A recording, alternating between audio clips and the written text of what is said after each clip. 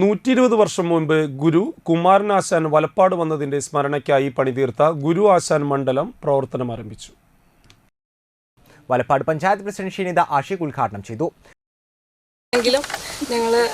ഞങ്ങൾ അറബിക്കാണ് ഞങ്ങളുടെ second language. അപ്പോൾ അത് കാരണം നമ്മൾ മലയാളം വിഷയമായിട്ട് ഏറ്റെടുത്തിട്ടില്ല. അപ്പോൾ അതുകൊണ്ട് ഈ പറഞ്ഞ പോലെ കവിതകളുമായിട്ടൊക്കെ ഒന്ന് പിന്നോട്ടാണ്. ഇതേപോലെ പൊതുപ്രവർത്തന രംഗത്തിലൊക്കെ നമ്മൾ വരുമ്പോഴാണ് ഇതേപോലുള്ള ഒരുപാട് മഹത് വ്യക്തികളെ നമുക്ക് പരിചയപ്പെടാനും ഇത്തരത്തിലുള്ളൊരു മേഖലകളിലൂടെ സഞ്ചരിക്കാനൊക്കെ കഴിയുന്നത്.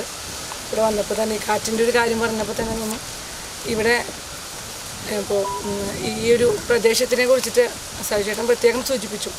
നമ്മുടെ മഹാകവി കുമാരനാശാനും അതുപോലെ തന്നെ ശ്രീനാരായണ ഗുരുവും എത്തിച്ചേർന്ന ഈ ഒരു പ്രദേശം വലപ്പാടുകാർക്ക് തന്നെ മുഴുവനായിട്ടും ചിലപ്പോൾ ഇതിനെക്കുറിച്ച് അറിയില്ലായിരിക്കും.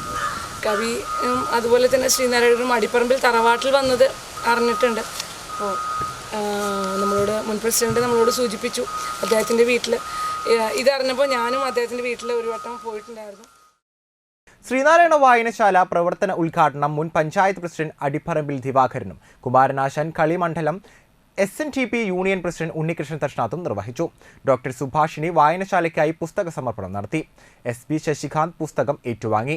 ബീന സദാനന്ദൻ, സധു കളിമണ്ഡലം, RI സഗറിയ, KG കൃഷ്ണകുമാർ, ജയരാജൻ, പുഷ്പാങ്കരൻ നടുപ്പറമ്പിൽ, ശ്രീലാൽ, അനിൽകുമാർ എന്നിവർ സംസാരിച്ചു. തുടർന്ന് വലപ്പാട് കൈക്കുട്ടിക്കളി സംഘം അവതരിപ്പിച്ച തിരുവാതിരയും കവി ദിനേശ് രാജയുടെ നേതൃത്വത്തിൽ കവിയരങ്ങും അരങ്ങേറി.